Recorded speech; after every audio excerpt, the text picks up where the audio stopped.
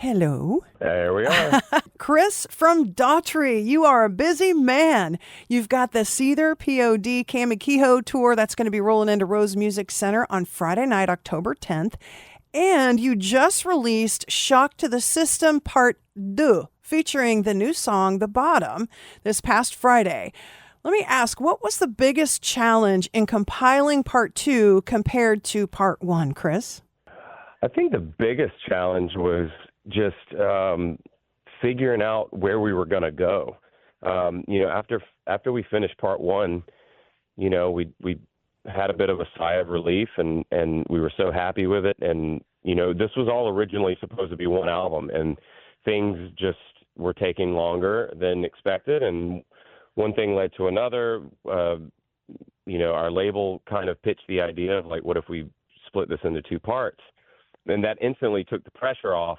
But then the pressure was, okay, well, how do we top this? And then I was like, well, what if we looked at it like, if it was a whole record, the first part is all the singles, and then the second half can be B-sides, and they don't have to be as good. You know what I mean? And so that was just the mentality I went in with, and it kind of took the pressure off of me of trying to feel like I gotta outdo myself. I gotta one up myself. I absolutely love that. And I think by doing that, I think we wrote better songs. I think somehow we outdid ourselves. I think, I personally feel like Part 2 came out even better than Part 1, and the songs are very strong, and we weren't trying to, we weren't necessarily going, well, we need a radio single, we need to write this for that, we just allowed it to happen. And I remember when we wrote The Day I Die, that was kind of the impetus of, like, okay, we know where this is headed now. We know the direction we're going.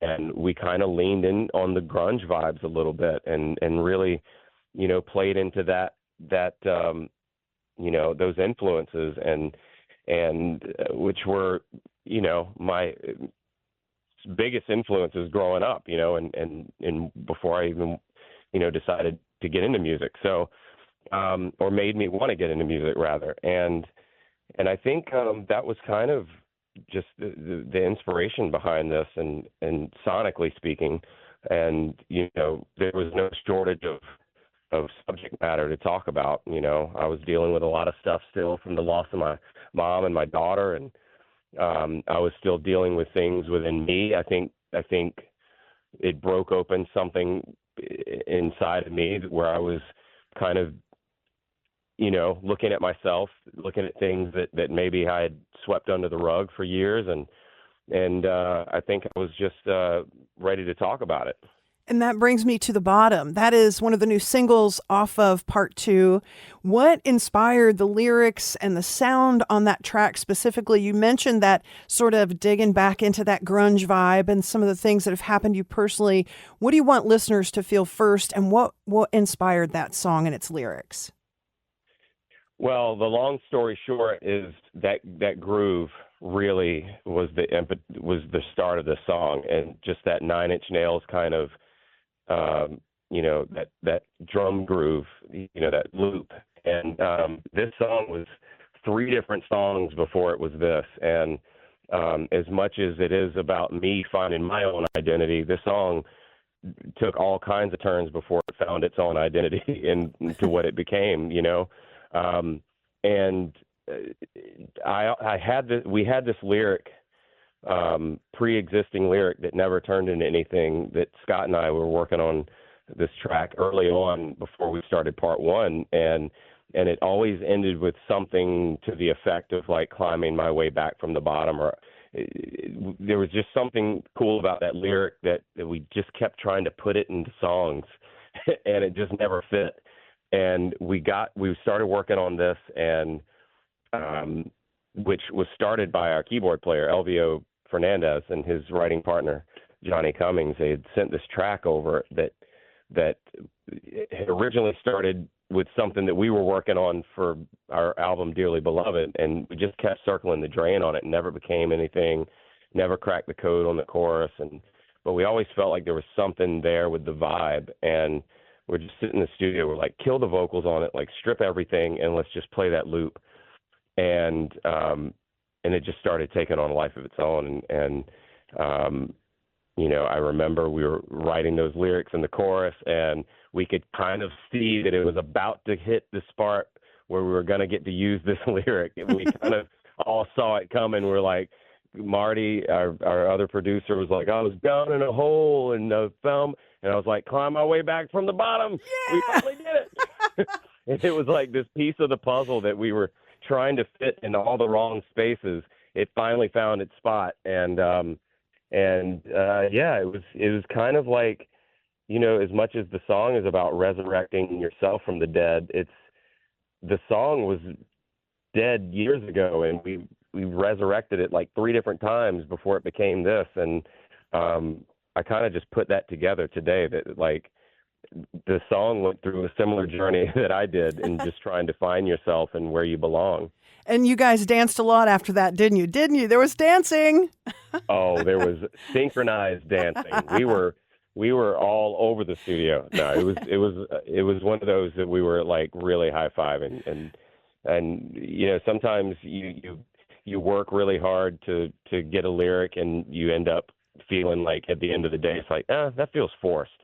But this felt like, we finally did it, and it felt right. Yeah, it's like you turned the key and the door opened. It's perfect. Exactly. Chris from Daughtry, Rose Music Center, on tour with Seether, POD. A show is coming up Friday, October 10th, just down the road a piece from Columbus. Are there topics that you intentionally avoided or embraced more than before on these two, part 1 and part 2? Yeah, I think, the song Terrified deals with something that I avoided for years, and dealing with my own like anger and how my anxiety kind of manifests itself in anger sometimes. And when the world feels like it's caving in around me and I feel like I'm going to snap, that's something that I kind of swept under the rug and just didn't really either want to look at or deal with. And I just remember, kind of this song felt like a very Jekyll and Hyde kind of vibe, and I was kind of looking at it from that point of view, like, separating myself from it and looking at it as its own thing, like this thing that lives inside of me. And that was one of the things that I was kind of, I wouldn't say forced to look at, but I felt ready to look at. And it was felt good to get it out of you, right? Like you. Absolutely. Yeah. It was like, devil, get out, that kind of thing. Yeah. and or accepting that it's there and learning how to deal with it. And, yeah. And learning to look at it objectively and not being ashamed of it, but being more aware of it. Yeah. Than anything. When you're touring with Seether now and then Alter Bridge, I think you have coming up in the UK in early 2026. Yeah. How do you prepare differently for arena settings abroad as opposed to here in the States and shows in general? Well, I definitely try to learn some of the local language, Yeah. And so that there's a few things that I can say on stage that hopefully make them like me more. Yeah, I think, there's this excitement about, because it's not a place you play often. It's not a place that they see you often. So there's this mutual anticipation and excitement that you don't really get to feel in the States because, nothing against anyone here, but they see you all the time and they have the opportunity to see you, more often than they do overseas. So there is a bit more, of this visceral excitement that you can really feel when you walk out on those stages in Europe or anywhere outside of your own country. That I feel is really, it's exciting. It's exciting for us. It's exciting for them, and it's kind of like we see them now or we don't, or for another 2 years. Yeah. What is the weirdest like pre-show ritual or superstition you have stateside or abroad? Is there something that you do specifically when you're in the States, something specifically overseas, or just in general when you go play live? We've been we've had this thing. I personally like to crank music in the dressing room really loud and get hyped up. Like that's a thing that I do. So I don't know if in the back of their minds, the other bands, if they're like, oh my God, again. Like, I don't know if they're like wanting quiet space, but I just turn it up. It's how I get hype. And Artificial Suicide from Bad Omens is like, when that's the song that we play like right before we huddle up and walk out. There's just something about it that gets us all hyped. So that's been something that's pretty ritualistic, and I have my sugar-free Red Bull with coconut water. Nice, very nice. That's my rockstar cocktail. With music video components in there, how involved are you in the visual storytelling? Because they always seem to come out so beautifully and so powerful, and the images and the imagery in your videos have been incredible. How much of that do you have to do with that whole thing?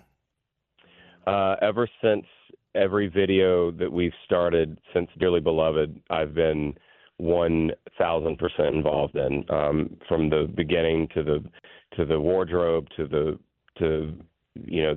picking the director, to the visuals, to the concept overall. It has pretty much been my brainchild, and then I find the director to work with, and then we kind of hash it out back and forth until we find there's how we can make a story out of that, figure out the missing the glue, and how we put it all together and connect the dots. So it's been a lot of fun to create these videos, and coming at it from a fan of sci-fi and film and in general, wanting to kind of create our own versions of that, Yeah, you're nailing them too, by the way. Nice job. Just wanted to say that. Thank you. We're gearing up. We're gearing up to shoot one in a couple of weeks. So we're really excited about this one for the bottom. So can't wait for people to see it. Can you give us any kind of hint on what path of the visual story we're going to see, or are you just making us going to wait? Right? We're going to have to wait. Well, I will tell you this. Okay.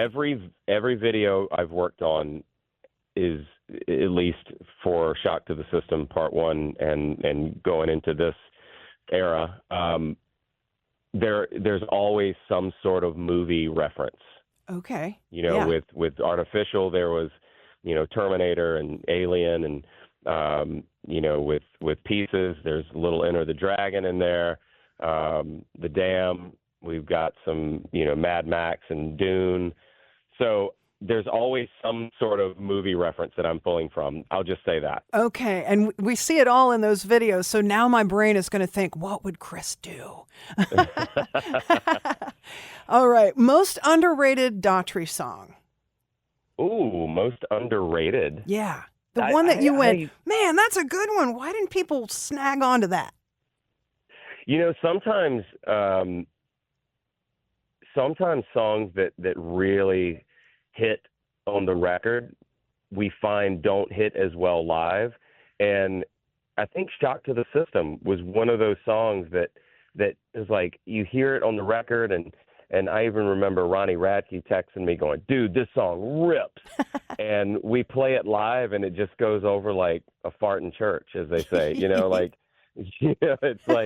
it's like, okay, well, that was a song. And sometimes they just don't translate live as well as they do on record. So that was one of those that I kind of was surprised it didn't go over as well live. Do you have like a favorite lyric that you've written, like the first one that comes to your mind? Your favorite Daughtry song? Favorite lyric? Yeah. I have so many favorite lyrics on this second half. I love Razor. I love, now you got your way, you made me bleed, your words became the blade that cut me deep.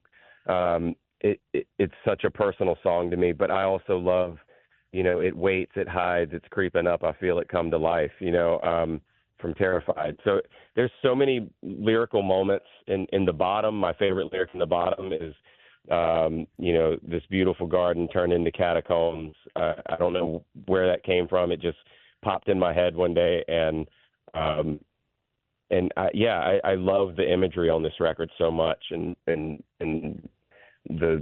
sometimes I feel like those ideas are just out in the ether, and I was lucky enough to be the one to grab them. I got to tell you, Chris, that is one thing about Daughtry songs. The lyrical content is something that is mind-altering as well as mind-opening. It's crazy how specific you are and the imagery that comes to mind when you hear the song lyrics. It's incredible. Thank you so much. You're very welcome. I appreciate that. All right, last question. And then I know you got to run. Better feeling, first time hearing a new riff click or hearing the crowd sing it back live? Oh, they both are very satisfying for their own reasons. But I think there's that feeling of I just created something new and it works and I'm excited about it. Mm-hmm. And then there's that feeling of everyone else loves it as much as you do. So, God, that's a tough one. Cause I think they both are, but I would have to say the most rewarding is the creation of it. Yeah. Because it didn't exist before that. And then there's this feeling of you brought something to life that wasn't there before. And there's that excitement where you can't wait to share it. So I feel like that trumps it. Just like you said, like with The Bottom, you had that one lyric and you couldn't figure out how to make it fit. And when it did, it was like, yeah, that's it. And that you made that happen. You brought that into the universe. I think that's a great answer.